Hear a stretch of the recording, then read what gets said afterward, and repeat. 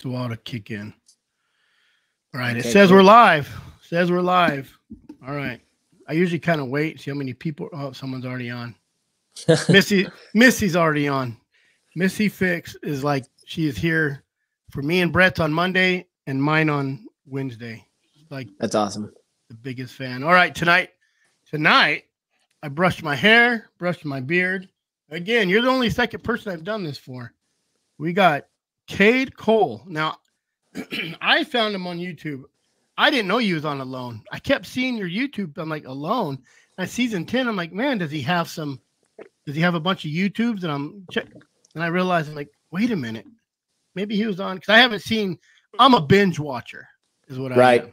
So I like him when they hit. And I like to watch them all at once. And I did. I logged in on a friend's Direct TV so I could watch the history and watch them all. So I had to catch up on them for the 20. And honestly, I'll be honest, I didn't watch them all. I skipped all your parts to see first. I'll go back and watch them.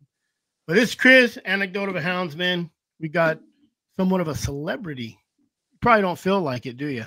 It's weird, man, because somebody the other day was like, oh, man, you're so down to earth for a celebrity. And I was like, what? I'm not, and so it's kind of funny, like, just another old guy, but it is interesting, seeing people that, kind of like, hey, I know you, I watched you on TV, I mean, it's weird. It's weird as well. It happens on YouTube as well. I was in Walmart of all places, and some guy just loud as he could be, you're the Houndsman off YouTube. I'm like, whoa. That's awesome.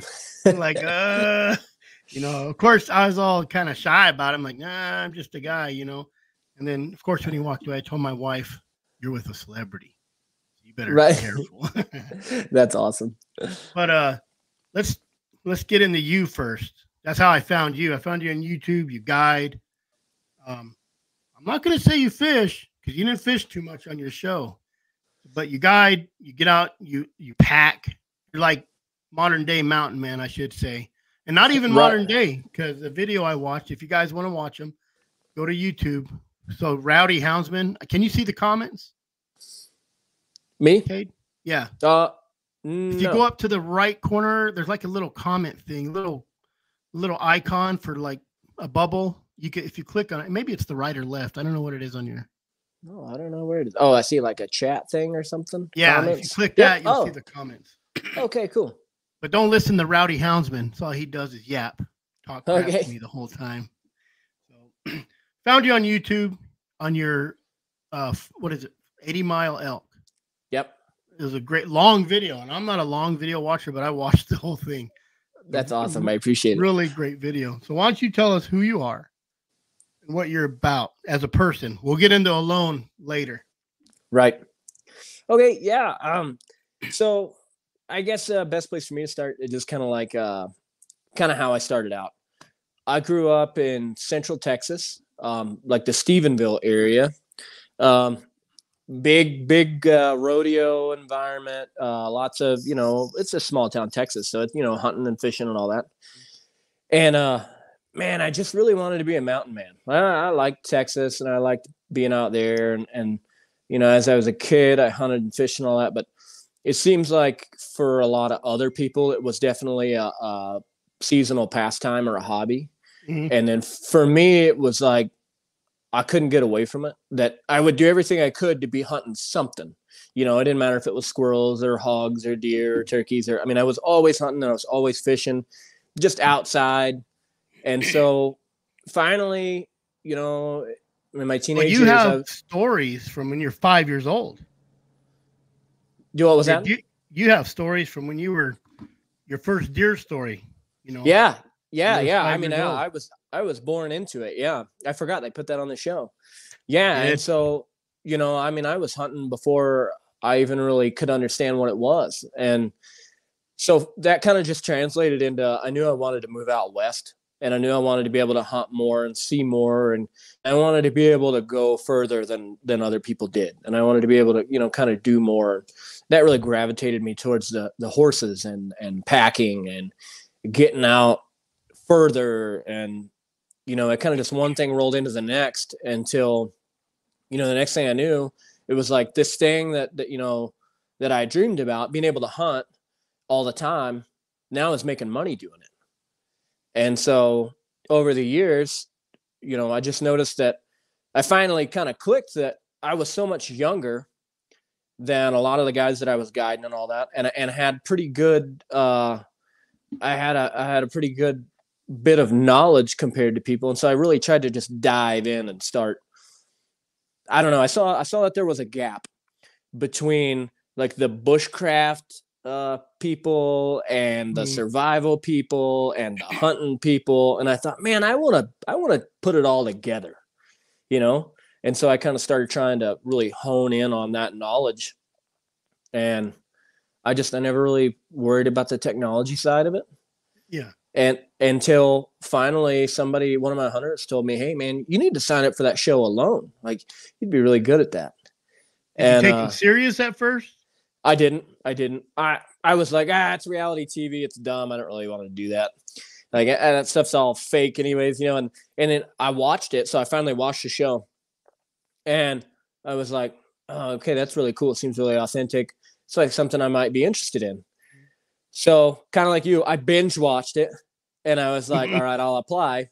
And I applied. And like a week later, I got an email that was like, hey, we want to see more.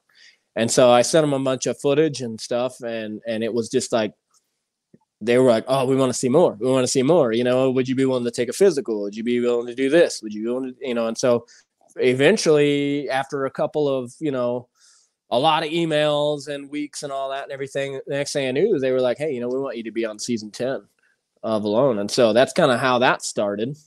So it was quick. Oh yeah. It was pretty quick for me. Yeah. And it's weird because I was wondering like how long you wanted, a lot of those like Survivor, a lot of those guys, they're like, I've been trying to get on for years, but I don't think, on Survivor, you have a companionship. Right. Alone, I don't think there's a lot of people that can handle it. We're going to get into all that here in a little bit, but right. Go ahead. But you grew up in Texas. Yep. You recently got married. I've been married for about we've been together since 2017. So we've been married for like, let's see, we got married in 2018. So 19, 20, 21, 22, about 5 years we've been married. Okay. Yeah, your Facebook, I think, or something says 22. Yeah, I'm not so good with that. I was just stalking. Yep. I was just stalking you a little bit. And you got a little boy. I do. Mm-hmm. Cliff is his name. Cliff. And then you have one on the way? One on the way. I seen that. One coming in June. Yeah, very exciting. Another boy. Good deal. Another boy. Yep. Lucky you. I got a bunch of girls. I got 9 kids. 6 of them. Oh man. 5 of them were girls. 1, 2, 3, 4, 5. Wow. Yeah. That's wild. But you just beat them young. Yep. Every day. Yep. No reason. That's funny. You're in Wyoming. Yep. How do you like the transition? As far as I love it.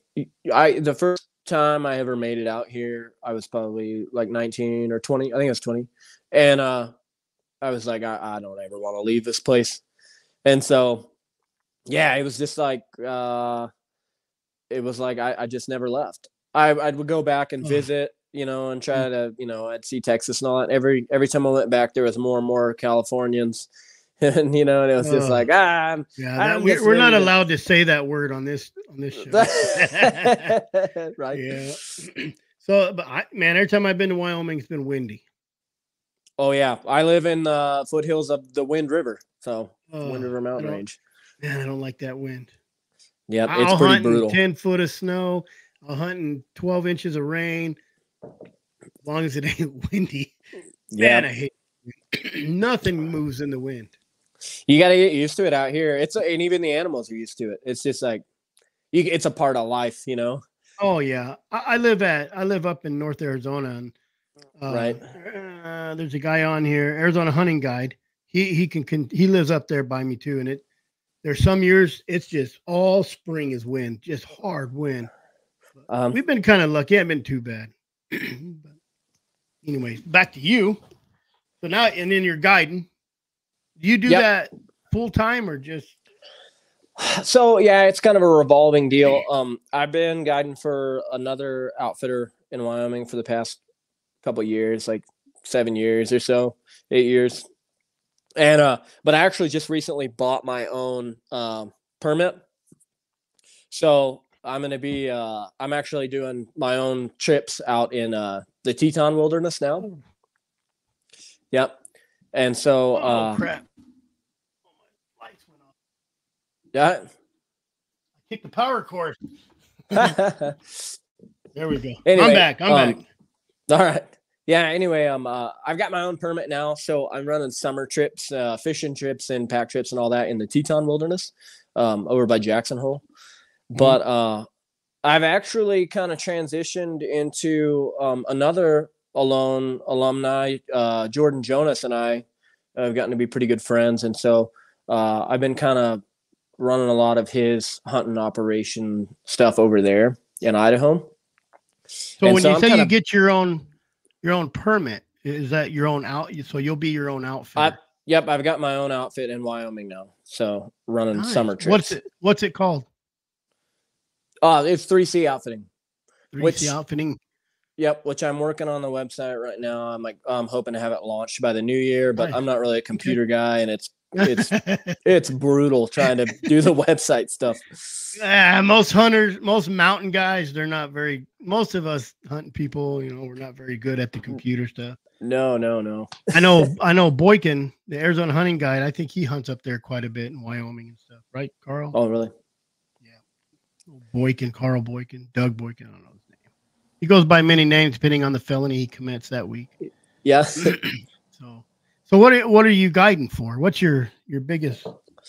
Kind of my primary has been elk over the years, but really everything. I've got it hunts for bighorn sheep and deer and elk and moose and wolves, and I'll be doing spring bear hunts in Idaho this year. You can kill every wolf you want. Oh yeah. Actually, maybe just go to Colorado right now. Maybe you should go to Colorado and just finish that before it starts. Man, don't even bring it up. I'm so fired up about it. There's not many people who love wolves except those people who love wolves, and that's it. Yeah, and they're irrational, and it's that's a rabbit hole. Oh yes, it is. Oh yes, it is. Don't even get me started. Oh yeah. We'll save that for the end of the show. Right. All right. So now you're good. You're good to go. I mean, after being on the show, have you had any opportunities because of the show, or just people bugging you to come on their lives? It's interesting. I've had like a lot of mixed reactions to the show. Some people are like, just like all in, like, oh man, really interesting, kind of want to learn more about me. And then, and then the rest of it, you got like some reality TV, the criticism and stuff, especially from, something like Alone. Everybody thinks they're an expert. I'm going to get into that later. I want to really get into the whole physical and the mental part of it. I really do.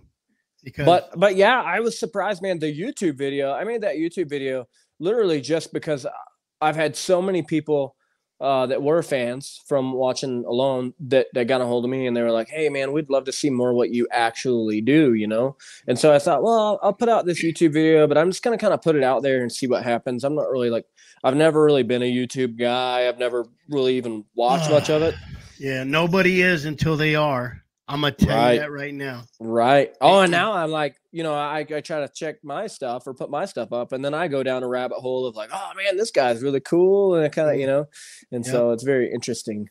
It's an addiction. Yeah. And I like it. I do like it though, because the YouTube thing is, when you're dealing with a lot of social media, or especially like news, big time media, anything like that, you kind of just funneled garbage down your throat. But through YouTube, you can kind of sift through and see, what you want to see, and kind of, there's a lot of different avenues and a lot of different variation in content. So you can kind of see what you want to see without any extra garbage, Timothy DeBoard just logged on. He donated $120 the other day for Save the Hunt Colorado. So, man. Trying to, them good timing. Them animal activist guys are just, yeah. You know about it. Yeah, You it's know, crazy. It's crazy because like nobody's more of an animal activist than me, but I'm just pretty rational about it. And I think that's the thing is that exactly. it's like anything else on earth. You got people that actually understand stuff and they're passionate about it, and then you got other people that think they're passionate about it. Mhm. And Well, they're anti-hunting activist is what they are, not an animal activist. I guess you could, exactly. you can, you can transpire that whole meaning into whatever you want it to be. It's kind of like it's kind of like church. You get one preacher one weekend will read the same verse, and the other one will make it sound Right. a whole lot different the next weekend. And that's what it is. It's a game of verbiage. Yep, absolutely. So, but you wanted to start. You said something on your when I was watching that today. And I started something. I'm starting something called Campfire Roots, where I want to take Okay. kids with no dads or kids don't have an opportunity to get outdoors. I want to take them outdoors, but I love your idea about doing small packing trips. That would Right. just be so fun to get some kids out, just to, even if you go out 2 miles, camp and come back, you Right. know. So, That's kind of what I've been trying to figure out a way to do it and make it affordable. And that's the thing is that so a small backstory. Years ago, I ran a pack trip program for kids ranch camp, and most of the kids, their parents are paying tons of money for them to go, and a lot of the mhm, kids they don't even really want to be there. Right? It's just like their parents are wealthy enough that they can send them away to the summer camp, and so mhm, I'm trying to teach them the things that I'm super passionate about. Right? And they don't care. And I think about the amount of kids that, like I was, that didn't have a lot and would have killed to do something like that. And they just don't have, I didn't have any family that was financially capable of ever sending mhm. me anything like that or even thinking about it. And We so I've all been grew thinking up. of We all grew up poor. right. And so that's the thing I've been thinking about is like, how can I get something like that moving where I could take kids out and it's surprising how many adults I have asked me like, "Oh man, I wish I could have like got into a lifestyle like that." And it's like you can't unless you just make yourself do it. Mhm. And there are like zero options for kids to just get started packing horses and being a mountain man and guiding hunts and all. Like you gotta pursue that into your adult life, and it's really hard. And it's a really hard struggle to make ends meet and also do what you're passionate about. But so kids really if we could provide an opportunity for kids it would be incredible that they would get to do something that a lot of people have to really fight for as an adult and maybe spark that passion then and it snowballs from there that you go out, you ride the horses, you set up a wall tent, you fish a stream or something like that. And it's a lot more than the mountain man experience and a lot more about falling in love with the environment and wanting to take care of the forest and, Mhm. wanting to properly manage animals. And there's so much that can be sparked from that if we could get kids involved at an early age. I just got to find a way to make it economical for their parents. 5013C. Right. Right. That's what I'm working on, so I can get these kids out. Because especially with kids with no dads, you Right. know, so Right. or a military that maybe their dads have been across seas for a couple of years. That's kind of my Right. goal.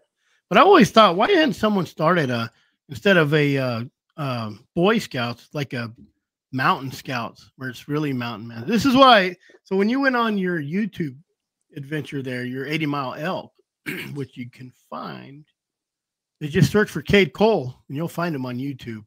80-mile elk. You didn't take nothing with you. No, I didn't. Very, I think very, very. You didn't have a lighter. You did it old school. You could get it. right. Why? Yeah. Why would you? Why did you do that? I just over the years, I guess a couple years ago, I kind of went away from modern rifles. I mean, not that I don't have any, but I started shooting my little iron sights rifle and I started hunting with it and I thought so yeah, it's a kind of a hard thing to explain. So like after guiding so many archery hunts, you kind of get frustrated with the bow.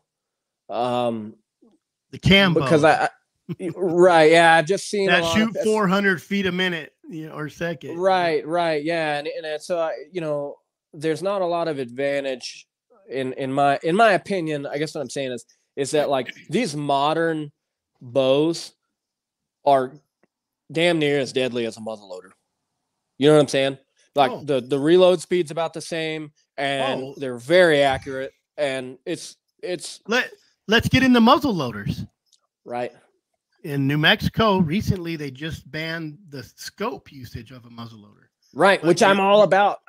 I wish more states did primitive seasons like that, because we're living in a world now, and that's kind of what gets me into my primitive hunting style, is that we live in a world now where like social media is really big, and social media hunting is really big. And so you got guys out there and they're hunting for likes and as well as a trophy and all that. I'm not saying, hey, I've done it too. But the thing is, a lot of people, the majority of hunters nowadays, they have a side-by-side, they got a GPS, they got a rifle that shoots 1,000 yards, they got a laser rangefinder, they've got the highest quality rain gear, the nicest boots, everything, solar chargers, cell service, you know what I'm saying? And so every year, the animals have less and less advantage over humans. And it kind of gets to the point there for me where it's like, not to open up that can of worms, but I know what you're unfair chase. Right. I'm very fair chase. And like, I have a precision rifle that, I'm very capable of shooting an animal at 1,000 yards, but to me, it's just not hunting. And then I started, for all the bow hunts I've guided, especially hunting elk outside the rut with a bow is hard. But I like the Iron Sights rifle because it's kind of gives me a little bit of the challenge that I would kind of see with archery hunting. But I also have the advantage of like a nice clean kill that it's just over and done with a good shot. That being said, I did do my 80-mile elk hunt. I really wanted to kill that bull with my bow. He just would not come close. Man, I had cows at had cows at like 35 yards and 20 yards. And I got one little clip of video that I was trying to take while I was, and they were in close, but he was just smart, he's the smart bull. Yeah, that's why he's big. Yep. What rifle was that he's using? So I've got they recently discontinued the Mossberg MVP Scout. Is what that was a little short rifle. Yep. It's got a 16-inch barrel, and then I've got I put Boyd's walnut classic stocks on them and shortened the length of pull a little bit. And I like it. Takes AR-10 magazines, and it's been a good. Yeah, I had to custom fit. I hated the factory sight, so I custom fit a Williams rear peep for a Marlin lever action rifle on there. You're getting modern on us. Modern on us. Yep. I shoot a 1917 6.5 by 55 Swedish Mauser, all original, and has a 31-inch barrel on it. Oh man, that's awesome. Really long. Yeah. So when I load for it, I have to load for that extra barrel. You know what I mean? Yeah. But I love iron sights. I love shooting. These black powder. I have a ball and cap. An old Thompson centerfire 50 caliber. I used to own a scrap yard. I didn't sell none of my lead. I have barrels of lead. And when I paid tweakers, meth heads, to go out to the range and shift out all the bullets and all the brass. And they would bring me barrels and barrels of brass. I still have a 55-gallon barrel I've been sorting through the last 5 years, just cleaning. Wow. I got a big tumbler. So I just clean brass. And when I get bored, I throw a handful in there. And so I got tons of brass, all different kinds. So, but I can tell you, everybody shoots the AK-47 round, the 7.62 the 223, and the 40. I got so many. I don't even own a 40. Right. But I got bags and bags of 40. That's awesome. Yeah, that's a neat little rifle, little short rifle. And you you wanted that elk. You were after that elk with your bow, and just couldn't make it happen. So let's go into alone. All right. I was thinking, like I said, most people put in. Like I said, I don't think there's a ton of people that want to go out there by themselves. And there's probably a few people that can't pass a physical, I'd imagine. Right. Too. Yeah. And I think that they psychologically evaluate you pretty well too, I feel like, for the most part. And you got to be crazy to go out there and try to survive as long as you can. Right. Yeah, you got to be a little bit crazy, but stable enough that, or maybe the right kind of crazy. But yeah, it's interesting. It was very interesting as well, like meeting the other cast and kind of seeing the differences in everybody. And I think they do a good job of trying to like really broaden the spectrum of contestants. It's not 10 of the same people. Oh yeah, no, I noticed that on the first episode when they get everybody ready and go through it. And I don't think a lot of people really understand. I don't think they've done that a lot. They just started doing that where they showed you guys putting all the cameras together. Right. Yeah, it was the first. It was like the first time they'd done that, and I was kind of realize it. Right. Yeah, it was the first time they'd ever filmed it, and it was cool. They filmed a ton, obviously, and there was some stuff that I was like, oh man, I wish I would have made it, because there's a lot of cool things about the process and the camera training and all that, and kind of getting prepped to go out there. Well, you weren't sitting around wanting to be on Alone. Someone was like, hey, you should be on Alone.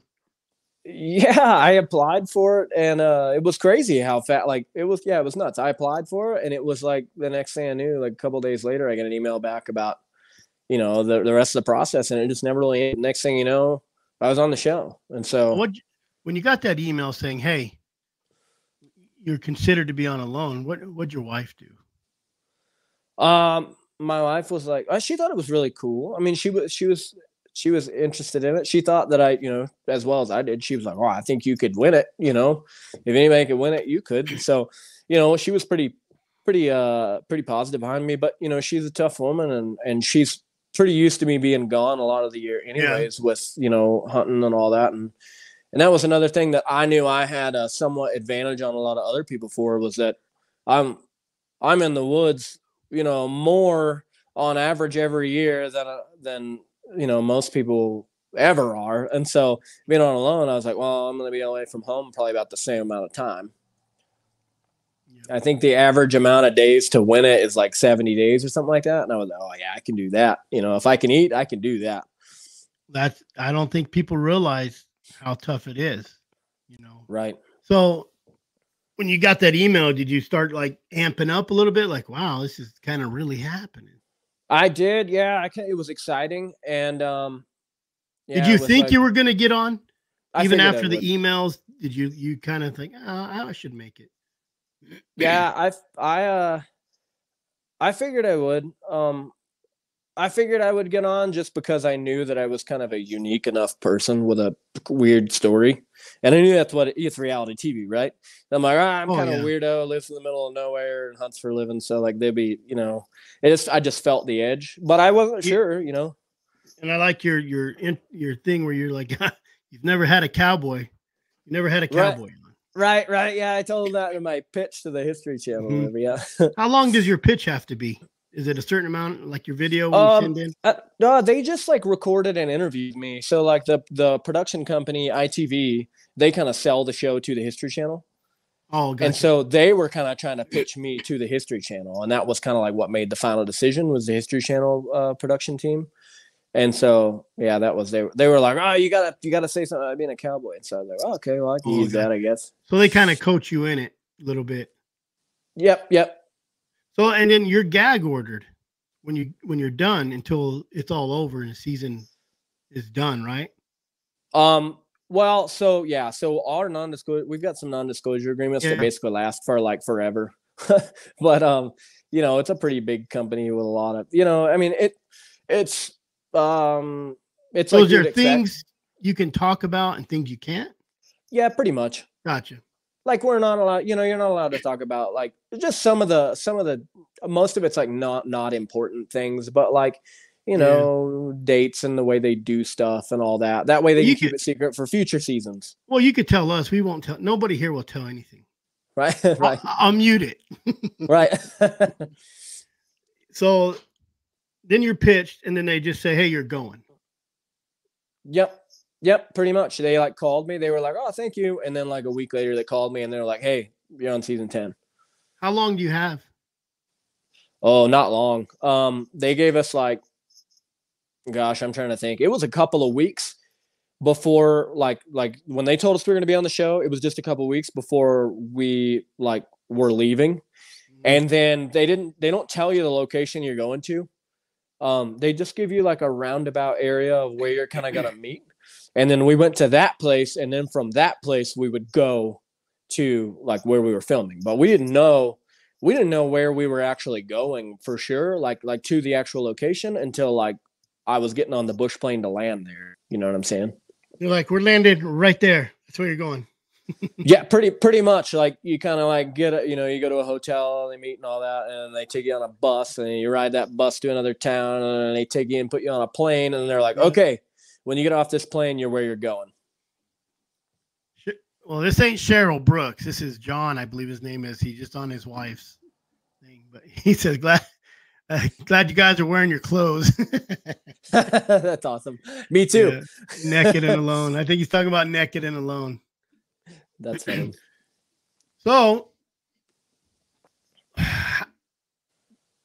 mentally, before you left, you had said some things on your little interviews and stuff saying it's not a nutrition game. It's a, survival game, and you didn't gain no weight. Do you wish you would have gained some weight? No, maybe, because it wouldn't. Wouldn't have helped. Yeah, so I think I actually got a lot of criticism about that. That was like the most criticism I got about like how dumb I was for not gaining weight.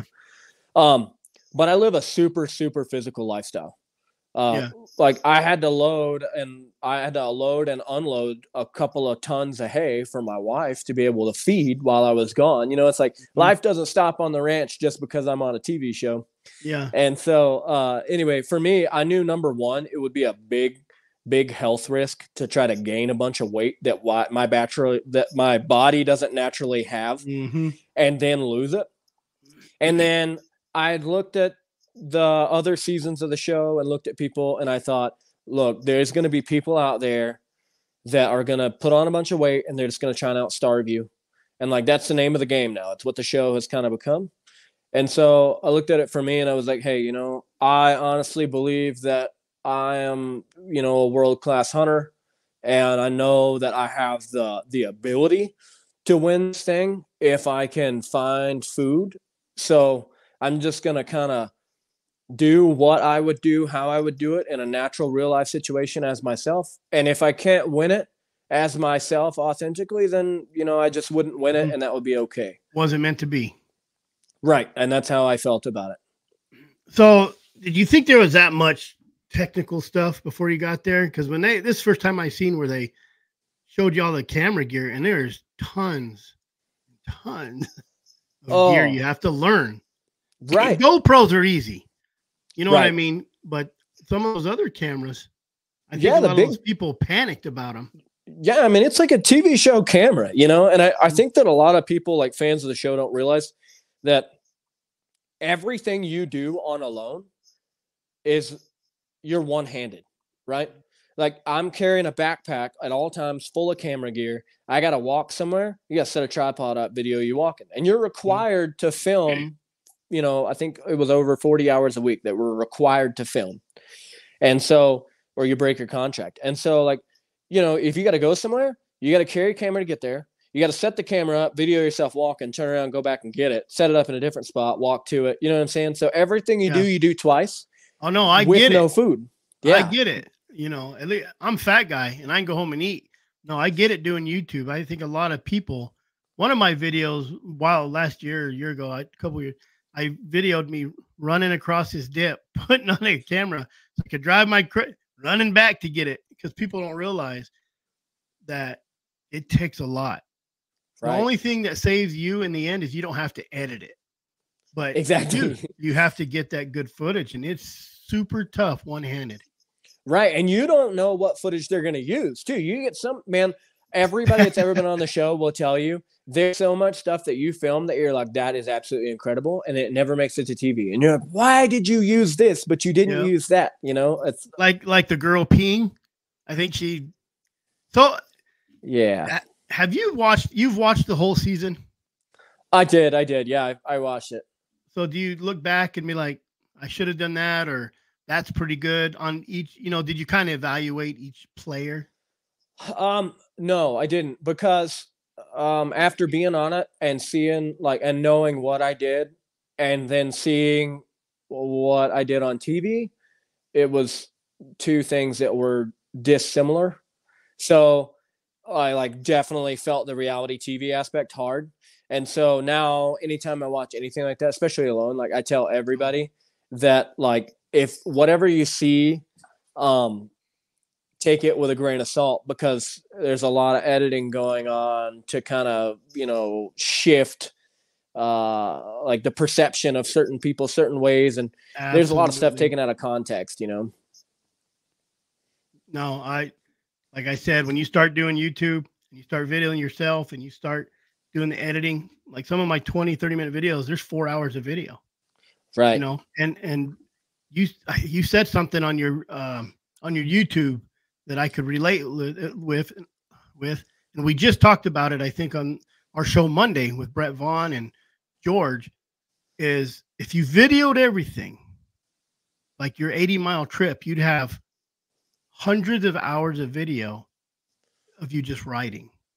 So people don't understand that it's so boring, because you go through your whole video, and I'm sure that video you did there, you had to have hours and hours of video for a 1 hour video. Oh man, it took me forever to edit it, because a lot of it, I just there was some stuff that was pretty good that I just didn't even feel. I was like, yep, scrap it. Because I put on 80 miles round trip on horseback at 3 miles an hour. You think about it, that's yep. 200 and whatever that it works out to be, of just riding. It's yeah.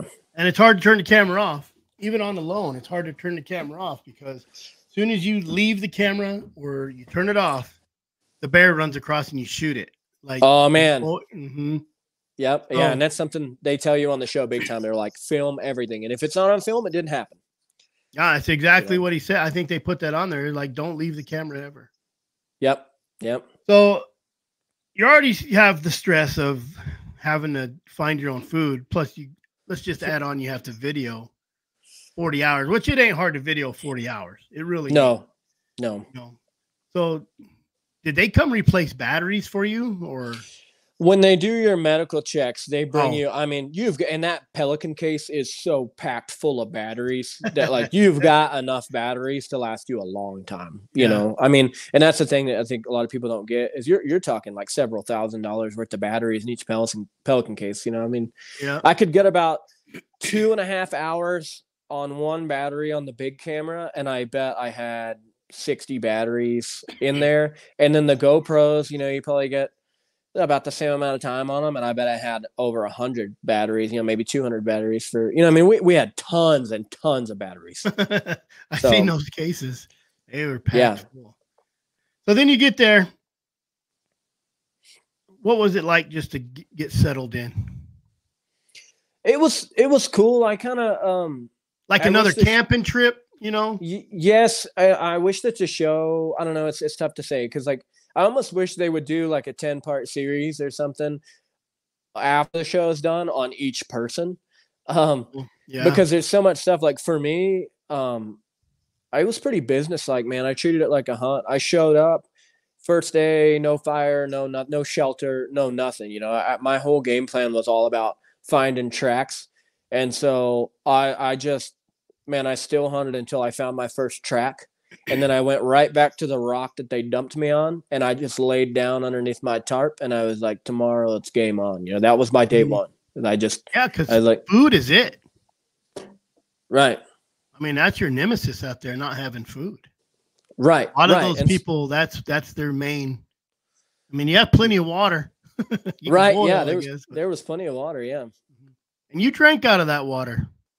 Yeah, everybody gives me crap for doing that, in a stream or something. But I always tell everybody, we joked about it. I kind of joked about it out there, and I joke about it everywhere. I grew up pretty close to Mexico. I ain't scared of water. I've been to South Arizona and drink all that water. So yeah. You know what I'm talking about. You're into that brown water, and it's if you can drink that, you can drink anything. Yep. So what did you? When did it start getting hard? As far as like you knew, like, damn, I got to step up my game. How many days were you? How long were you there? 23 days, I think. On the actual island, like. Yep, 23 days I was on my little island. Mm-hmm. Yeah, I don't know. It got like it's hard to say. Like physically, it got hard about probably like day 10. It started to get hard. Physically. Mentally, what have you had to eat by then? So yeah, that's the thing they didn't show. Man, I killed a lot of small game. Like a lot of small game. Actually, well, your YouTube, you said you killed four squirrels with the one arrow. I'm like, they only showed like two or three chuckers or what you. Yeah. I killed like 24 animals in my 23 days. I killed 14 squirrels, and I killed 14 squirrels, and I killed 6 grouse, and then I killed some other little birds that I ate. And I'm telling you, if you'd have got that bear, you could have lived there a long time, buddy. Man, so that's one thing I was frustrated about with the show was that I actually found my bear sign on like day 5. Mm-hmm. I didn't lose my arrows off my bow until day 11. That was in the very first of the. Yeah, they moved that to like day 6 for some reason, but I didn't actually lose them until like day 11. And then so I seen your pain. I seen you got sick to your stomach. So it was kind of like somewhat out of context though. Because my like freak out, my meltdown. So I was caught in these really bad Labrador tea. I don't know if you've ever been in Labrador tea. No. But it's almost like alder where you get in it and it just grabs you. And so I got stuck and everything there was a bog. And so I'm in like knee-deep bog swamp where it's just moss. It's just swallowing me. And I'm stuck in the Labrador tea. So finally, I'm trying to video and all this stuff. So I finally put all the cameras in the pack, put my bow across my back, and I'm like, I just got to get out of here and quit burning calories. So I just start walking through this thing. I finally make it out of this bog. And I pull my bow off my back. Mm-hmm. And I'm like, my quiver's not on my bow. And I was like, instant ulcer. Oh, I was so pissed because I was like, man, it's killing me. If I go back in that bog is a week out here. I'm like, every time I go in, if I have to walk through that bog again, that's another week of calories burned. Like I'm burning a week's worth of calories trying to go through that if I'm not killing something. And so that's why my meltdown was. I figured I'd be able to backtrack and find them. And I got a question. Okay. Did you turn the camera off and break down a tree or something? Because I would have turned the camera off and did some damage and then came back on and be like, it's funny. I had a couple of times that I turned the camera off and I was just pissed, but it got to a point there where I was filming so much and it was the only thing that I had for like emotional comfort that it just becomes like it was like my little Wilson ball from Castaway. They said that too on the very beginning. That's why they call those cameras Wilson. Yep. It's so true because you just kind of yeah, you're like, oh man, this sucks, doesn't it? You know, you're just talking to the camera like it's another, when you start doing YouTube. When you start doing YouTube, everybody's like, how do you talk camera? I'm like, you just get used to it. Yep, it becomes a little buddy, little quiet buddy, like a dog, like talking to a dog. But you improvised. You went out there and you made some arrows and you killed stuff with it. I did. I killed a lot of animals with the homemade and arrows. Those were horrible looking arrowheads. Oh man, I'd have to make a bet on the bear. I don't know if you would have got a bear. You think? Oh yeah. Oh, for sure. You think they're pretty sharp? Oh yeah, they were really sharp. But so that's the thing. The day after I lost my quiver, I went back and found it, and I had my big game. I had Montec G5 broadheads. But I couldn't find my blunts. That's why I had to make small game arrows. Oh, so you found your quiver. Yes, I found the quiver, and but that's not cool. That's not cool to put on there. Yeah, I was pretty annoyed about that, and a lot of the fans actually picked up on it because some of the shots you can see I've got my quiver back on my bow, And so there was a lot of fan questioning about that. They're like, why does he have his quiver? And so, you're not the editor. You're not the editor. Right. And so anyways, I had my Montec broadheads, but I was like, then I was panicked, right? I'm like, I can only use these for big game. And I was like, well, I'll try to make a blunt tip and we'll see if it works. And then the first one I made, like 30 minutes later, a grouse flew up in a tree and I smoked it. And so I was like, okay, well, that's good. And then after that, I killed so many animals with those little broadheads. It was nuts. Or with those go ahead. I told my dad, I said, shooting in a tree, I'm not that good, man. I'll lose that arrow. It's tough. I actually made a YouTube video of shooting my my blunt tips that I made, the ones that I got to bring home. And man, I was really impressed with how good they were. They shot really well. You know, for what was that, chicken wire? Or?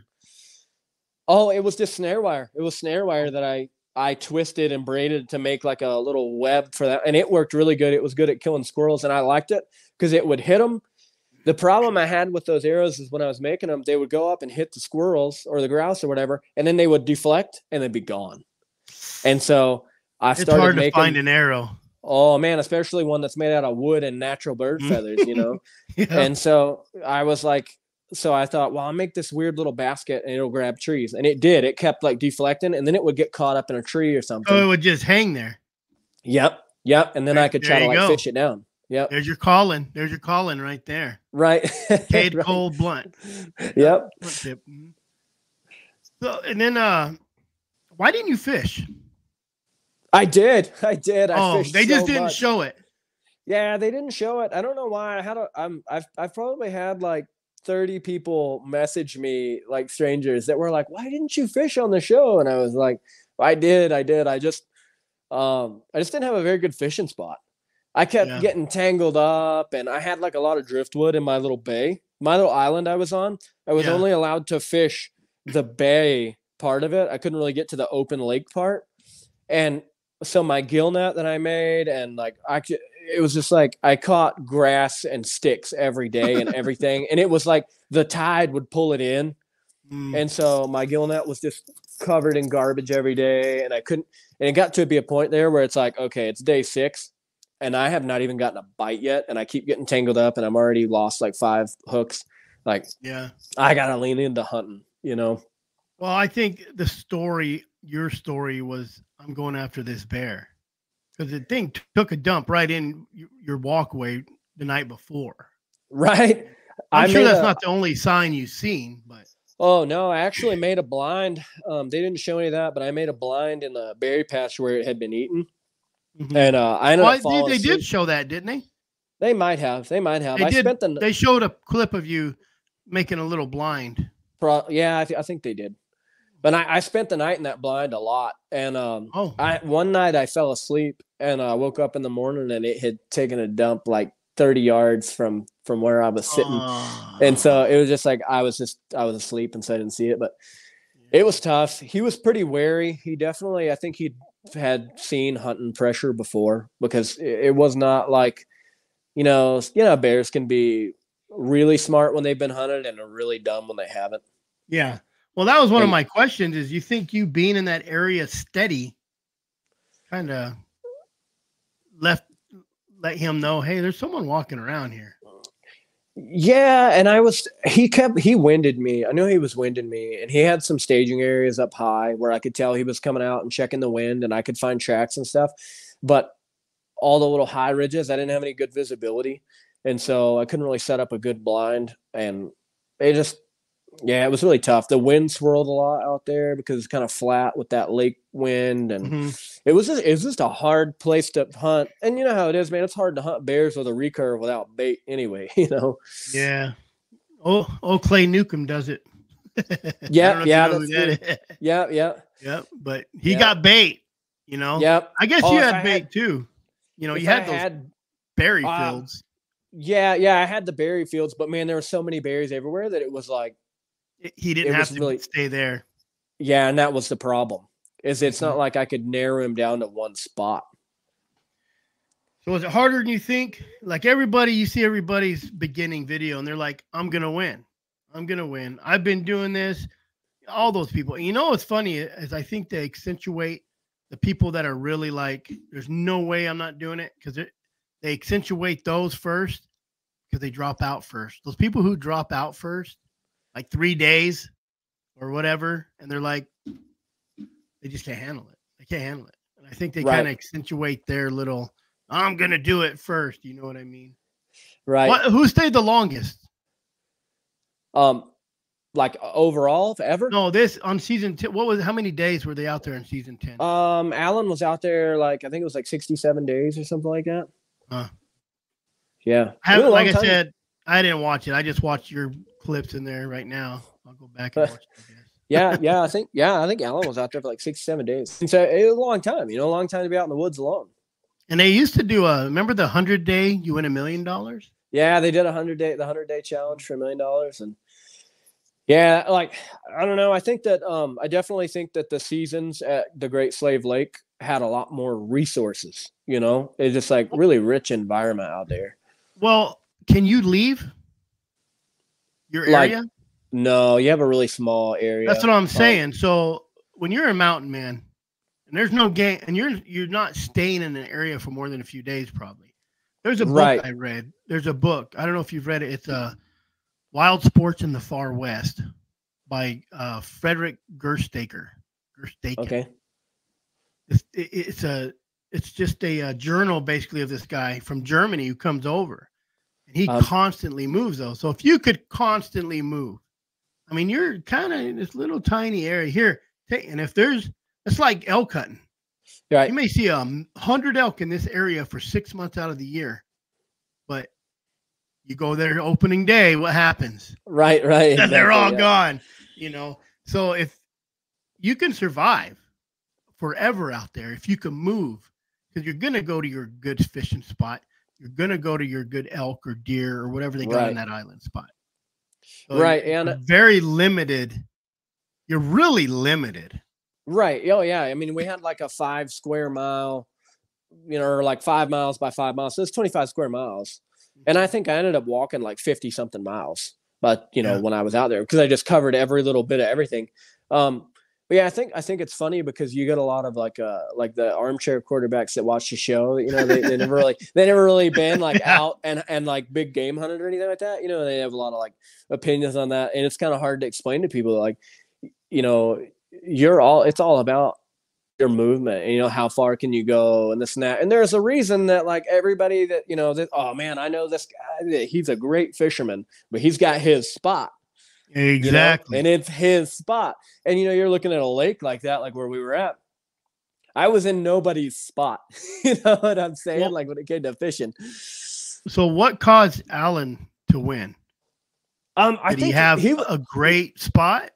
Pretty good fishing. I mean, and that's the thing. It's like being able to catch fish, that'll keep really you alive. Oh man, there's fat in fish and there's protein in fish, and it's kind of like, so yeah, like all the guys that did well, pretty much all the guys that have done well through the history of the show and women have done well fishing because, fish just have enough to sustain you. And so really, I think there's a lot that hinges on fishing. And I was really, really devastated after like 5 or 6 days when I hadn't caught any fish. I was like, man, this is not good. I need to catch fish. And so, man, I fished everywhere I could, and it wasn't meant to be, but it was really, really mentally taxing. Now I'm like, man, I've got to find a place I can catch fish. And it just never worked out. So physically you're at 10 days and you're like, man, I'm feeling this. Yeah. At like day 10, I was like, man, my legs feel heavy, and I had a lot of mental load too, because something that's my next question. Where did mental start breaking down for you? Like heavy. I miss my kid. I miss my wife. But when did you start actually really breaking down to where you're like, damn, man, I may not make this? So I never had that moment. I never had the I can't do this moment. And I did have a moment on like day 20 where I told myself, but yeah, before I passed out on like day 20, I was feeling sick. And I knew that I was like, I'm coming to the point now where I don't know that I'd be able to physically recover even if I kill something big, but I'm going to keep trying anyway. You And have to so, get something to eat, period. or right, you're done. right. And that was like my closest to like I'm done thought. Is I wasn't even thinking like I'm done. I was thinking like, man, if I don't kill something in the next day or two physically, I'm not going to be able to keep going. And so that's killing a bear and not even moving. You're going to sit right there and cook it and eat half of it. You're going to sleep on it. You're going to use his fur to cover up, and you're literally going to rest for 3 days. That was exactly my plan. Yeah. I was that I'll kill something, I'll cook it, and I'll just like, I'll live off of it, and until I feel better or they pull me like anyway, the Revenant, or whatever. like the Revenant where he finds a dead buffalo. Exactly. Yeah, I don't know. It was tough because like day 3, so day 2, I found those rubs and I put them together that they were in a line, and I had a little trail system put together in my head, and I was like, okay, somewhere down these rubs, I'm gonna find an intersection to a trail. And I'm going to find something to eat, and I'm going to build a blind. And so I did just that. Made my birch bark moose call. That was pretty cool. Yeah. I called that big bull caribou in. He was just curious. They made it sound great too. They did a good job on that editing where you're like, I seen antlers. I did. Oh man, if he whacks this, he's golden. I know. I thought I was on top of the world because I paced this tree off. So I had willows and alders at 15 yards. And then the trail where it's kind of split and came off was like 12 yards if I paced it. And then there was a little spruce tree at 27 yards. And then that kind of like went into the deep timber. And so I paced it off and I built my blind, and I knew that like my point on is 27 yards was my recurve. So I knew like 27 yards, I could head shoot, a moose. Yeah. And so I'm like, I know I'm going to find something. And I was really worked up about it. I'm like, I know I can do this.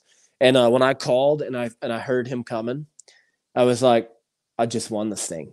I'm so pumped. I'm like already celebrating. I'm already thinking about how I'm going to smoke it and this and that. And so when it was a caribou that came out, I was just wrecked, man. Cause I'm like, dang it. Like that was my, that was my forte. Oops. My camera's died. Man, I thought about it. Oh boy, $500,000. I ended up seeing caribou like 7 times while I was out there. What's the fine on shooting a caribou there? It would have been bad. They told me. Is it $10,000? Like, oh, they told me, they were like, oh man, we'd have found a really embarrassing reason for you to like, have to tap out probably. Oh, and then I'd probably end up They're like he had diarrhea and couldn't handle it. Right. And I'd probably be like, go to jail or something, and the way I looked at it was like, you can't put a price on my integrity. And if I were to do something dumb like that, it'd be the end of my livelihood. Like, and you'd get caught. A living. Yep. I would get caught. There's no way you wouldn't get caught. They'd be like, why are you not thought skinny? It was a moose. Right. Exactly. Yeah. Yeah, exactly. The hunting guide thought it was a moose, Man, no, that was the exciting part. Yeah, it was cool. It was cool. And it was really cool in person, and I'll cherish that moment like for the rest of my life. It was awesome. But I wish it had been a moose, but so what would you have done different, you think, if you had to do it all over again? Man, I don't know. I don't think that anything I different would have changed the outcome. Pick a different area? Yeah. I hunted really hard, and I knew I tried not to let it get to me. But I knew that caribou are really, really sensitive animals. And like I said, I've been really passionate about wildlife my whole life. Yeah. And so I knew that woodland caribou, especially like those boreal woodland caribou, they're really sensitive. And that's why they're going extinct. And they won't compete with moose for habitat. They just won't do it. They'll leave. So I knew on day 3 when I saw that caribou that there definitely wasn't moose on the island. Because I was like, I haven't seen any moose shit yet. And I know that now that I've seen the caribou, there's definitely not moose here. So that was a big mental blow. But I was like, man, there's got to be bears. So, so you knew there was bear. Right. Yep. And so it was tough. Like, I don't know. The only thing I think I would have done different and I thought about it in hindsight, like 10 days in, is I was like, I should have built like a buck or a jack or something and swam it way out in the bay and made like a snare wire ring and tried to make like a seine net that I could have pulled back and forth across the lake. Gotcha. And I think I could have, you know, I thought about that afterwards. I was like, I should have done something like that so I could have pulled my net back and forth across the lake and try to force myself to catch something. Isn't there a guy who built a little boat and he put a little flapper on it and he would turn it with a rubber band? Yeah. And he would try to catch the ducks or the fish out there. Yeah, that was and then on this one, there was a guy who built a canoe out of the. Yeah. Taz built a canoe. It worked. Was pretty awesome. Yeah. Oh yeah. Absolutely. Scary, but it worked. So yeah, what? Pretty. There's really nothing you could have done different in your area. And then, was it 23rd day? You were done. Yeah. Like you didn't even know you were done. You were just walking dead. Like you were just. I was going downhill, and I knew I was having some weird, like, I knew I was just shutting down because my legs were so tired and my feet felt so heavy. But I was hungry, but I kept telling myself, like, today's the day, man. Like, today's the day. You know? Because, I mean, a big thing I fell back on is I've been guiding hunts long enough to know that, man, it's day 7 and it's 30 minutes till dark, and here comes a big bull. You know, it happens all the time. You know, I hunt for a week straight and not see anything, and then boom, there it is, last minute. And so I knew, like, don't get down, because any minute a big bull moose might swim across that lake, or a bear's going to screw up, or, you know, something's going to happen. And so I was really, really just trying my hardest. And I think from talking to the doctor, he said that most likely I had just like with hypotension, when I leaned over to grab the berries that I was so excited about, that it basically, my blood pressure was just kind of low enough that it just knocked me out. Yeah. And they said they could tell through the film that about like 15 minutes in or something like that, I kind of started like sleeping, and I was just asleep. Yeah. So basically you passed out and then fell asleep because you know, and then when I woke up, man, I was just like, did I miss the school bus? You know what I'm saying? Like, I like didn't know. No, there was like 57 minutes. Like they showed the timer. That was pretty cool where they said, yeah, I thought they did a good job on that. I was so, I don't really remember much of it. I still don't, but that whole day kind of cloudy. Yeah, pretty much like that day and the day before. You were pretty zombied. Yeah, I was out of there. It's like, wasn't really in the best. I wasn't in good shape. So what's your most memorable time there? Like, you look back and like, the caribou. Oh, the caribou. Man, I've been wanting to hunt one of them things my whole life. And there they are. Walked out, beautiful, big, gorgeous bull. I hate that I filmed it with the GoPro and made him look forever away. I wish I had him on film with the big camera, but I had the big camera pointed towards me to get the shot, and those GoPros, they're good for. I'm using a GoPro right now. This is what they're good for. That's it. Right. Anything out, you have to zoom in. It's not super good quality when you're trying to zoom in 100 yards. Right. What's your worst time, you think? Man, I had probably my second day. I was like, I found out my wife miscarried like right before they dropped me, like hours before. Oof. And that second day, man, I don't know. That's tough enough on a woman. Right. Like us men don't feel it like they do. We're sad about it, but we're tough men. Like nothing bothers us.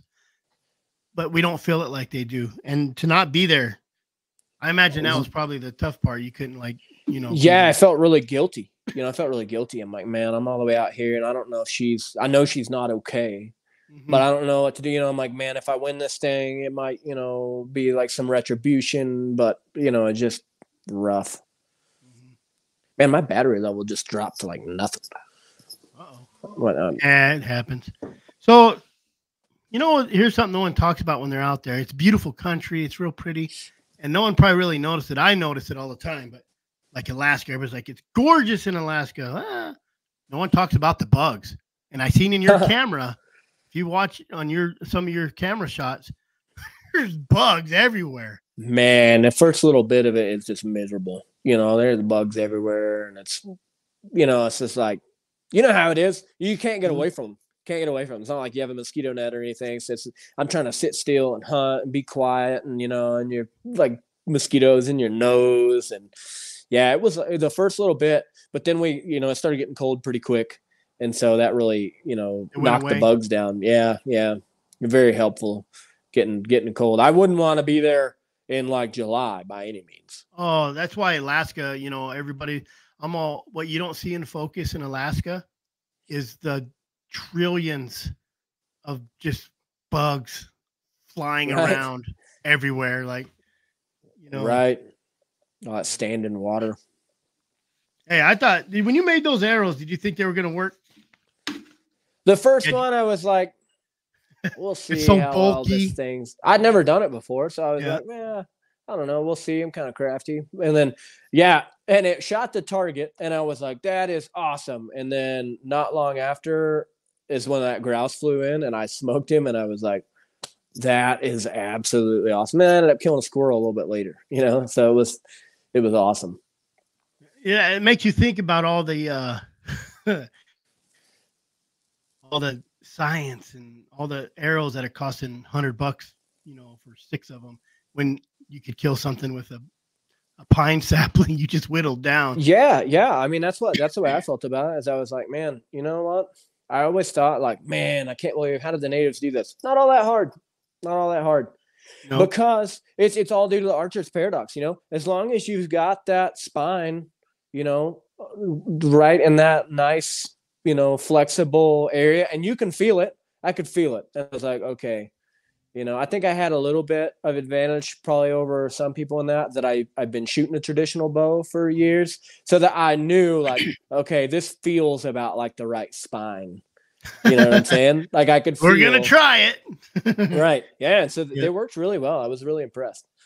So when did you realize you were done? It wasn't that day you left because you were kind of out of it. Like when did it take a little while for you realize, wow, like when you got your energy back, or I'm sure they IV'd you up quick.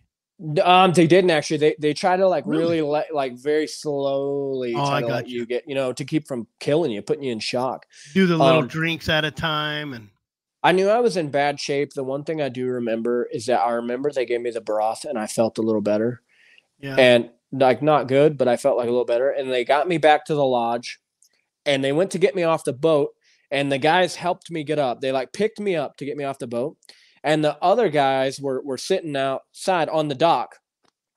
And I think they were just like thinking about like, oh, he tapped out. And so it's not really like that yeah. big a thing.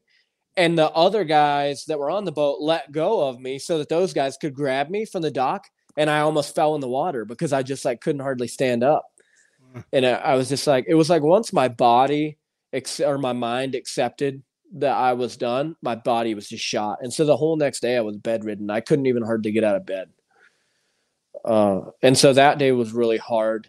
And then after that, I was just so weak that it was brutal. I was. Oh, his phone died. His phone died. I bet you his phone died. I can guarantee you his phone died. A lot of people don't realize that when you're on a video like this, it drains your battery. Dang. Right in the middle of his story. I don't know if he's going to be able to get back on. He might get back on. Cool. Man, we didn't even get to post that. We'll wait a couple minutes. It's been an hour. We'll see if he gets back on. But a lot of people, I wanted to really get into the mental part of it because a lot of people don't realize that the full everybody there, they get in the bad spot and they start crying, and everybody's like, oh, you're a puss and all this stuff. But it's tough being that low. I don't think a lot of people, well, especially in America, not a whole lot of people's been that malnourished that you can't stand up because we're all fat, obese people, and we get to go to McDonald's and Circle K and Culver's or wherever your food of choice is. But man, I hope he see if he can find a charger and get back on. We'll give him a little bit. Anybody got any questions? Throw them on here.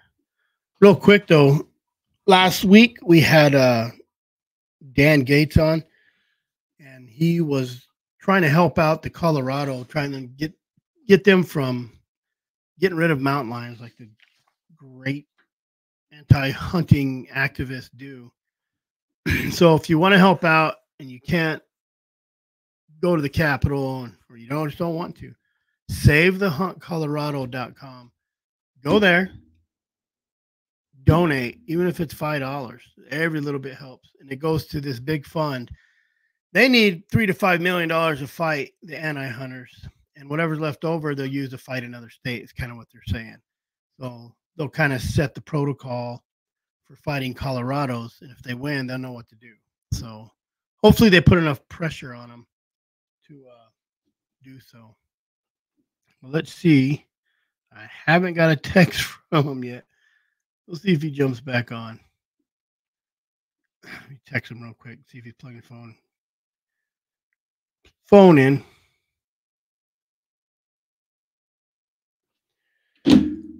Rowdy, where's Rowdy? He's not making a lot of comments tonight. And Missy had to leave. I don't know if I think they're allowed to take some stuff. I was going to ask him what he's allowed to take. If you go on like history or whatever, and you look up the Alone and what they're allowed to bring, they have a list of stuff you're allowed to bring. So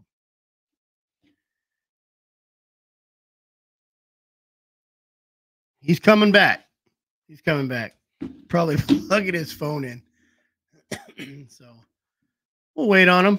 Anybody got any questions, post them now. If you want to look him up, you can go to History Channel if you guys got all your DirecTV and look up Cade Cole. He'll be back here in a second. His phone probably died. Anybody who just jumped on. YouTube, look up Cade Cole. Instagram, it's Cade Cole. I was going to ask, that's his. I looked him up. And if you guys are in Wyoming and want to go to an Airbnb, he has this big old beautiful ranch house. That site that I just put on right here, go to that site, book it. They live upstairs. You get the whole bottom stairs, so it's really cool. So they're kind of there at your beck and call, and then I'm sure he'll take you hunting. So if you guys want to look him up, here he's back. He's back. Phone died, didn't it? Yeah, it did. It did. These lives, they kill it. Good. We have. All right. So Timothy wants to know if you had salt or spice. What were you allowed to take with you? Just the 10 items that we have a big list you can choose from, and there's just 10 items off that you can choose from. And let's see if I can remember what I brought. I brought my bow and arrows. I brought a pot. I brought fishing line and hooks. I brought snare wire. I brought a bar of soap, which we'll talk about. I brought my sleeping bag, and I had my ferro rod, and I had, I'm trying to think, and a big knife, and my Leatherman tool, and then I had, what else did I have? Must not have been that important. I don't remember what the 10th item was that I had. Would you have brought anything different? So what was that? Would you have brought anything different? Nah, I don't know. I don't think so. I think I really liked my items that I had. Yeah, I'm trying to think. Honestly, if I had the exact same spot over, I probably wouldn't have brought fishing line. I'd have brought paracord, and I'd try to make a net with paracord instead of the fishing line, and try to, because you can get a lot more out of like the inner strands of the paracord than just the fishing line. So yeah, I think that's the only thing I probably would have changed. Because once again, most everything I had worked pretty well for me, and I knew from my experience in the mountains out here that what I needed and what I would need to be comfortable. But we didn't have any salt, no pepper, no nothing like that for your food. Which after a couple of days, everything tastes really good. You know, when you purge You your don't body, need it. Yeah, yeah. You taste what you need, and you kind of crave what you need. It's interesting. And I had gone on a no sugar like diet before going on the show. I kind of cleansed myself, and I was eating, just like, meat and fat and carbs, and trying to like kind of get myself ready for that. Mhm. But yeah, to answer that question, no, we didn't. Some people could bring salt. I mean, you could bring salt if you wanted, but it was like a 3-pound block, and it was technically for like hunting use or whatever. And for Yeah. me, I was like, that's too much salt, and it's not really enough to, I didn't think that the benefits were there. Maybe you should have brought some of that bear bait or snare. So my soap was made in anise extract, so it smells Oh. really strongly like licorice. I wonder if you rub that on the trees. Yeah, so that's what. So it was multi-purpose. My soap was made with anise extract, pink Himalayan salt, activated charcoal, and coconut oil. And so the whole point of it was, man, it smelled so strong. And I liked it because I could wash my hands and my face off and keep myself clean. And I would just use the water that I washed myself with and boil it. And then I would drink the salt water, and I'd get the salt off my face as well as the salt that was in the soap. Yeah. And a little bit of charcoal to help me fight any bacteria that was in my stomach. Nice. And so that was kind of a good way that I could like self-medicate a little bit and also kind of get some electrolytes back in. But the main thing was that it smelled so strong, I tried using it. I would just keep it in my pocket. And so I thought, like, it smells so good, there's got to be a bear that's going to come, look for me. And so, but it just never did work out. What are you allowed to kill?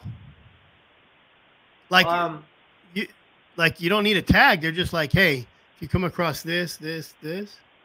Yeah, so they give us a list of tags. And like we get tags.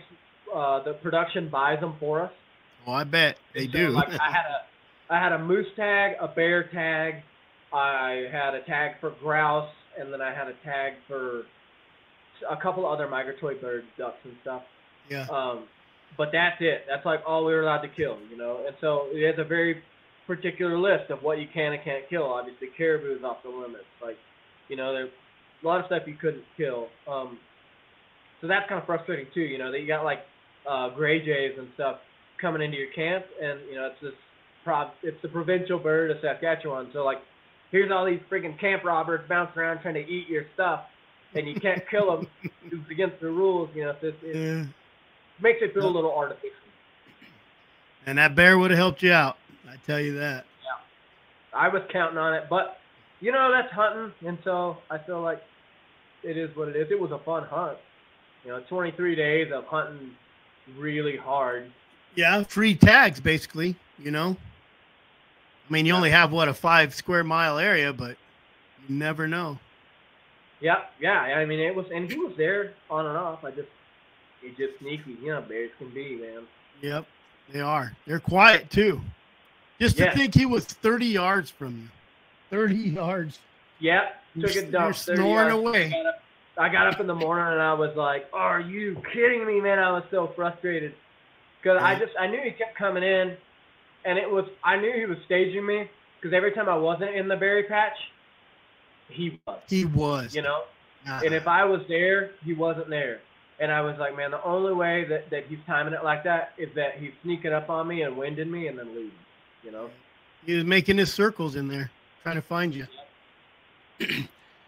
What's next with you? What are you doing now?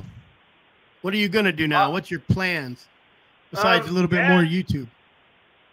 I didn't even really plan on being like a YouTube guy. Quite a few people from like especially alone have done well with the YouTube stuff. Like Clay Hayes has done really well with it. I mean, granted, he was kind of already doing well with it before, but I'll probably do a couple of YouTube films just because I've got so many people that keep asking me to. But for the most part, this year I'm kind of kicking things off with my outfit. I'm going to have my website launched here pretty soon, and I'm really excited to kind of just take people out. And I'm kind of easing up on the hunting side of things and kind of getting more into the teaching thing and really doing like the fishing trips are so nice because it's fun to take people out, show them pretty country, you know, let them catch some fish and enjoy the horses and all that. And I just really enjoy all of that. So I'm really excited for this next year. Nothing better than taking out somebody who hasn't been out hunting before. I love it. Yeah, it's my favorite thing ever. You know, I think I try to tell a lot of people that, especially younger guides. So I am starting my own guide school too. I don't know why I left that out, but oh, I forgot about that. I don't know why I left it out. Yeah. Well, let's talk about it. So I like, but I tell a lot of the younger guides that, you know, like it's different. If you like to hunt, that doesn't necessarily mean you're gonna like to guide hunt because it's not the same. You know, it's customer service and like you're trying to make people's dreams come true. And if that's not really what it's about for you, then you know you're just not. I have a guide license, and I don't like guiding. I'm a private investigator too, so I have my guide license because I'll take my clients out, you know, and they'll always have friends. But I'm not a good guide. Like I do like bear and lion, and I don't let them shoot females. I don't let them shoot small ones. I'm just kind of picky. I'm not a good guide. Yeah, see, I've struggled with that when I was younger. I struggled with it hard, and then now I'm kind of to the point, like where I had a hunter this year, you know, that I just flat out told him on the side of the mountain. I was like, we had a bull at 70 yards, and I was like, you can shoot that bull, but I don't want to. You know, and we had a conversation about it, you know, while this elk is standing there, and I told him, I was like, you know, if you want to go out and shoot small 5-point elk and shoot raghorn elk and stuff like that on your own, that is absolutely your right. And you can go out to public land and you can hunt and you can kill bulls like that, and you don't need me for it. But if you're hunting with me, the whole idea is that we want to be the gold standard. Like, and you know, when I was younger, it was all about, I just got to kill an elk. I got to make sure everybody gets an elk. And now I finally, to the point in my guiding career where I'm comfortable telling guys, hey man, I would rather walk away empty-handed and know that we, you know, were champions of conservation and that we were the gold standard of hunting and that we either killed mature animals, whether it be a cow or a nice bull. I would rather kill a mature animal and be happy with that than walk away with something young. And I think that when I really put it that way, a lot of guys are like, they understand it, you know, and it kind of maybe I'm swaying people that way. Well, it's the hunt community too. You're gonna get hell if you do, and you're hell if you don't. Yeah. You know what I mean? Like, if you let him shoot a raghorn, everybody's gonna be like, what? And then once that guy, and these aren't hunters. A lot of people who get guided aren't hunters. They're people who like to come out and shoot stuff, and they expect that big stuff. So if you do shoot a little raghorn and get back, the guy who shot a 400 or, you know, 380, they're going to be like, you paid for that? So then that guy's going to start thinking, oh, man, this guy got me. Even though you said, nope, I wouldn't do it, it's going to come back to you. Right, and it's hard for that. And we had that conversation in camp this year, and, you know, me and one of the younger guys, and I told him, I was like, hey, man, there's a difference between hunters and consumers. Mm-hmm. And you get a consumer who wants a product. That's the kind of guy that he just wants to be guaranteed that he shows up, kills an elk. And it's like, you're missing the whole point of hunting if that's what you think it's about, and that's how you gauge your success, you know. And we don't want consumers, we want hunters. Exactly. Well, Cade, man, it's been super exciting and interesting. I feel like I'm in the presence of a big celebrity. I appreciate it. I think you should get into YouTube. I think it's a lot bigger than a lot of people think. You know, I think that should be your next step, or give it a little shot.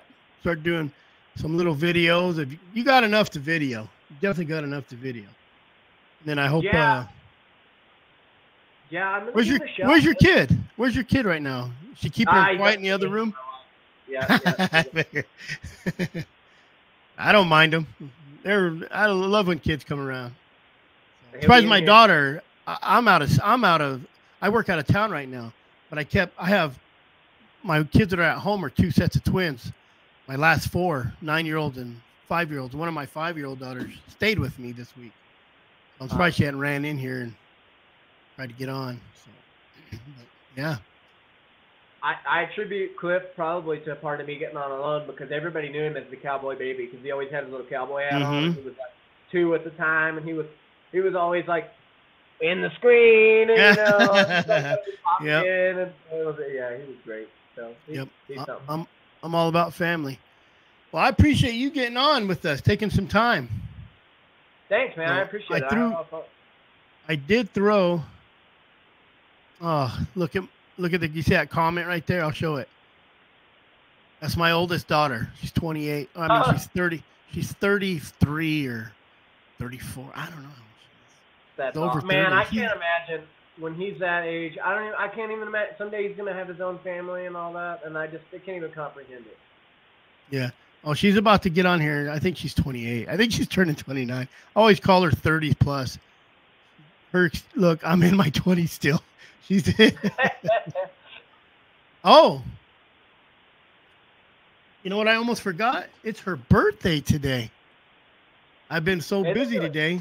Yes, it is. It's my daughter's birthday today. So she would have been mad at me. I would have surprised my wife didn't say if you told her happy birthday yet. I don't even remember my own birthday half the time. Yep, it's my daughter's birthday. That's Bust her awesome. out. I think she's 30 today. You see. There we go. I didn't realize today was the 20th. So there. Now she can't say I didn't tell her happy birthday and I did it. Yeah, and look at this. Look what I just started too. For one, she says, "Wow, 7:30." And you just remembered. And here's my son. He called me on mine. That's hilarious. Yeah, I just started a big fight. Well, you know, and that one right there, that dumb kid right there, is he's going to be a game warden. He's going to school here in January. He did all this college and got hired 4 days out of college. Awesome. Yeah, that cost me a lot of money to get him hired. Such a good.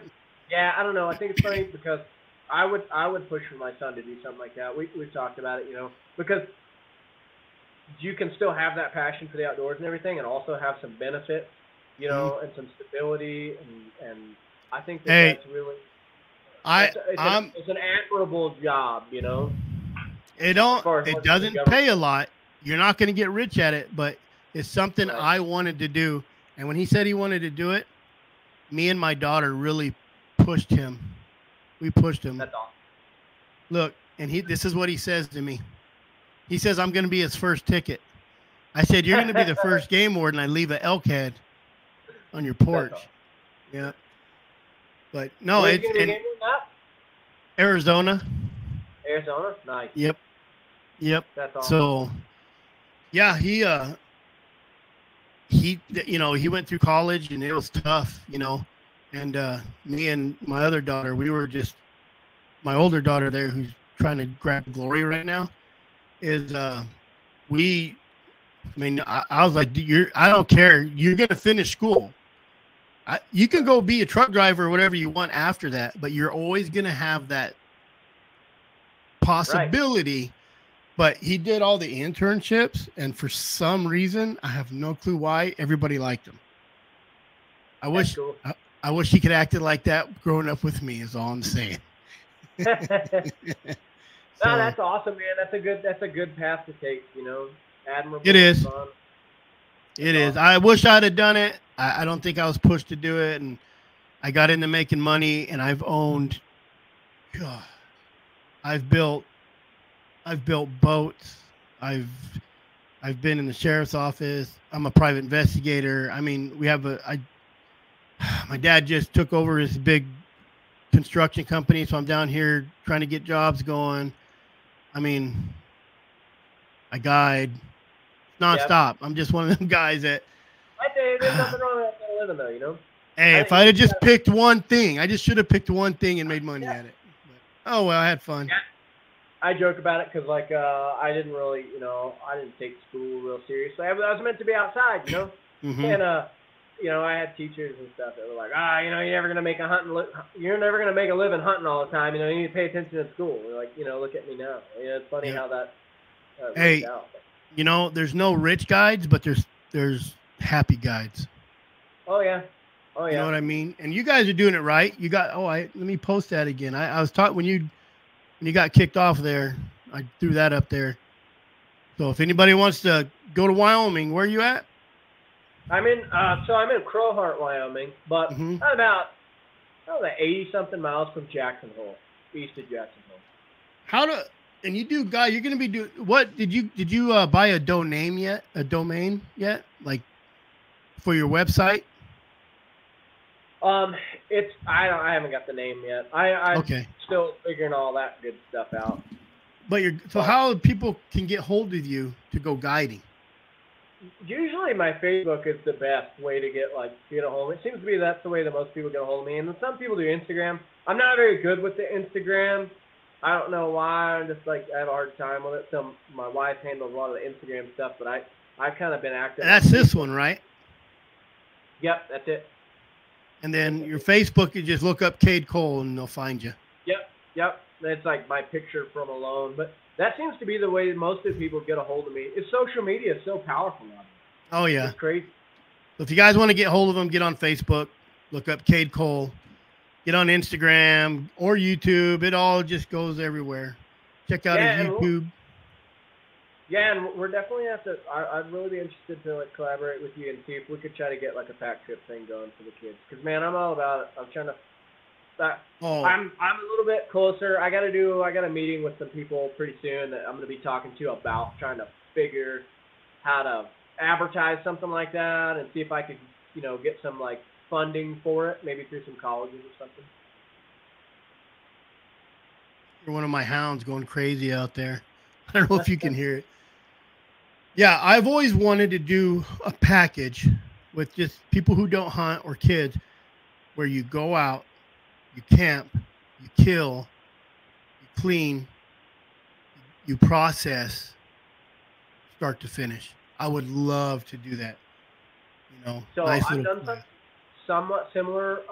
Me and Jordan Jonas did some survival courses, and it's something I want to do. So I'm offering a 7-day. I offer a 7-day package with my guide school that's like that, and it's not necessarily for guides. It's just an introduction to backcountry hunting, and we kind of go over everything start to finish, and that's basically exactly what it is. That it's like a mock hunt and all that, and we go over all the fundamentals, and then I use sheep. I use just domesticated sheep, and we butcher the sheep or goat, depends on what the preference is, and then we process the animal, and cook it and all that, and we kind of did a hybrid course for survival like that, and I kind of take a goat and teach people how to butcher it and all that, and then we forage for vegetables to kind of cook with it, and so you've got all your wild edibles. Oh yeah. Man, people really, really enjoyed it. And it was a fun process because you take people that they don't have any experience in that kind of thing. And by the end of the day, literally a day, they know what's up. Butchered an animal, processed it, and then ate it with something that they foraged, and it's really good. And you kind of see the light bulb go off. Wow, the appreciation for your food that you've never had before. I've always said it's harder to make a non-hunter a hunter. It takes a lot more work than it is to make a non-hunter an anti-hunter. Oh, absolutely. And, Steve Burnell has a really good point on that. There's no point in arguing with people that are like vegans on that side. Because, hey, I'm not going to change your mind, and that's okay. I want people that are on the fence. I'm not trying to take you away from something that you passionately believe in. That's your right. But if you're in limbo, if you're on the fence about it, give me a chance to show you why I'm passionate about it and why I appreciate it, and I bet that I can pull you to the side. Exactly. That's the same way with hounds, man. Everybody got a bad taste of hounds, and I take a lot of people. I've met people out in the forest, took them with me. I met a guy deer hunter. He's like, "Someone's seen a bear." I said, "Yeah, I'm chasing it." I said, "If you want to come." He was bow hunting deer, and I said, "If you want to go, if it's a big bear, you can shoot it if you got a tag. And I won't let you shoot a female or a little bear, but I don't want to burn my tag. I'll burn your tag. I can go tree bear anytime. And he did. He came around. We caught the dogs up, walked into where they were treed, and the guy just had a blast, you know, because the best thing is when you're walking in on a tree. And a lot of people don't get that chance to get to see a bear. And, you know, first thing they say is, wow, it's a shooter. I'm like, no, man, that's a 120-pound bear. How can you tell? Right. I show them, and they start really looking at it. And I'm, you know, and then when you post a picture in the tree, everybody's like, that's a good-looking bear. I'm like, yeah, that's a 100-pound bear, man. It looks good in the picture. Right.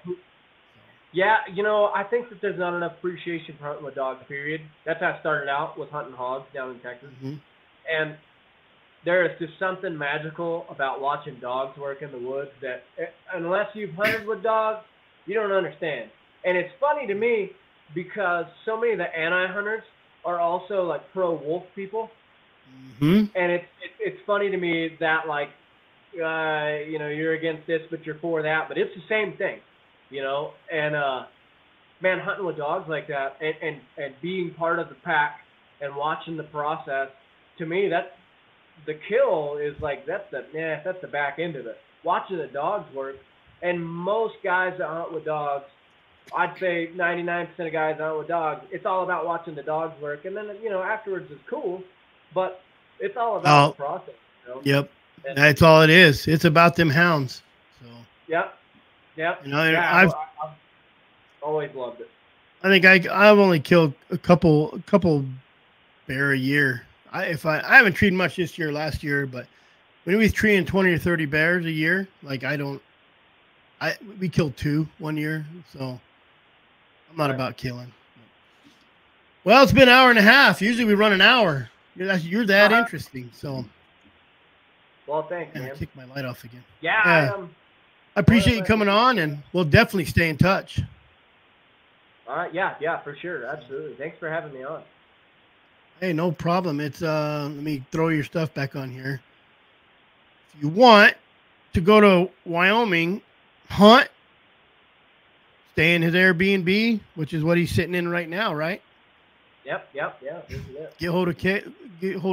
If you want to get hold of him, you can find him on Instagram, here, YouTube. Look up Cade Cole, and Facebook.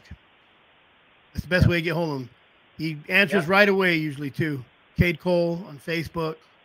Check him out. Go watch Alone. Check him out. So people, you know, it's just an understanding too.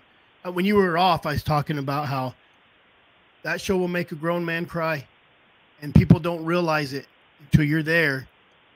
You're at that point where you know you can't go no more. The mental part is I don't care how big and tough a person is. The mental part will just tear you down faster than that physical part. The physical part, you were busting through. Like, you went till you couldn't go no more. So. Yeah, and I think that I tell everybody that's kind of, that could be like my final addition to the conversation there. But I tell everybody that, like, everybody that asks, my favorite thing about my journey on Alone and all that is that I had the unique opportunity to push myself to the point that I couldn't go anymore. And very, very few people on earth ever have the pleasure of knowing exactly where they're limited. Exactly what I said when your phone died is, we all can go out hunt for 7 days, but there's always a McDonald's up the road. You know what I mean? There's always a Circle K. There's always a Walmart. There's always something in your pack. There's always a vehicle you can go to. You know, 99% of the people couldn't even go as far as you have. You know, I don't know if I could. Like, if you got lucky and killed a bear, you'd eat on that bear for 2 months. Like, you know what I mean? Like, you could have stayed, you know. But if you caught fish every day, you could have stayed. But that's the card you drew. And there's a reason for it, you know. Yep. There's a reason for absolutely. It. And like I said, I would do it all over again because I've had so much support and I've met a lot of really incredible people, and I'm amazed at how many people have been interested in me and like what I do afterwards. And it opens up a lot of doors. And if I can be a positive influence for the things that I'm passionate about, then that's awesome, man. It's a dream come true. Yeah, I just like your YouTube video. I didn't even know you was all famous guy. I've had as many people reach out to me about the YouTube video, and then everybody's just like you, like, man, you were on alone too. Like, yeah. No, I was talking to Brett Vaughn, and I'm like, hey, check this out. It's a pretty good video, and like we'll get together some guys and talk YouTube, every once in a while. And I was kind of reading through. He goes, how many videos, how many followers? I'm looking. I'm like, oh, you know what? I just seen alone. And if you look at a lot of titles, they'll say alone and traveling or alone. And it said episode 10. And I didn't click at first. And I was reading to Brett, and I said, you know what? I think he was on alone. So I started looking into him, like, holy crap. I said, yeah, he's already. And I didn't, I've already asked you to come on. I didn't even really. I'm like, wow, that's cool stuff. I just wanted you to get on and tell us kind of mountain man stuff. It's cool stuff. So, yeah, but we'll probably get you on again. We'll get you on again.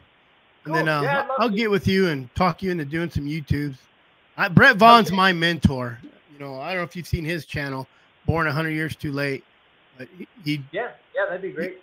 He's the one that yells at me all the time about what I need to do. So, but I do appreciate you coming on. I'll let you get to your family now, and I will have you on again. I'm pretty sure. Thanks, man. I really appreciate it. And I'll keep in touch.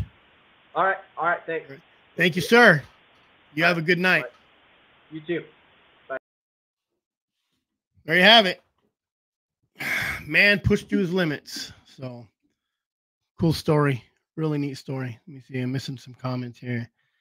Let's have a true anybody's birthday. Good live. Thanks, Alyssa. Happy birthday, Alyssa. I was going to call you after this, after all your kids settle down. I had a plan. Alyssa is my favorite daughter. So thanks for watching. I'm getting off. I got to go hang out with my 5-year-old. Everybody's dropping off. Stay tuned. Watch my video. It went out today, Alyssa. I had a little bit of difficulty on some of the audio, but just ignore it. Keep going. And we will see you next week. I'm not sure. It's Christmas. So I doubt we're doing a live Monday. And I doubt I'll do something on Wednesday because I'm off all next week. Well, I'm not coming to work. I don't know if I'm off. They're just not going to see me. But I am going to go home. I'm going to do some bear hunting. We're going to do some elk hunting. And I'll try to get a video out. We'll try to get one out next week. If I do something cool this weekend, because I'm going home tomorrow, I will do so. Subscribe. Like my videos. Become a member. Tim. This Tim? I don't know if it's this Tim. One of the Tims is a member, and he gets to see all my videos when I post them before they go public. So sign up, and I will see you as soon as I can. You guys have a Merry Christmas and Happy New Year.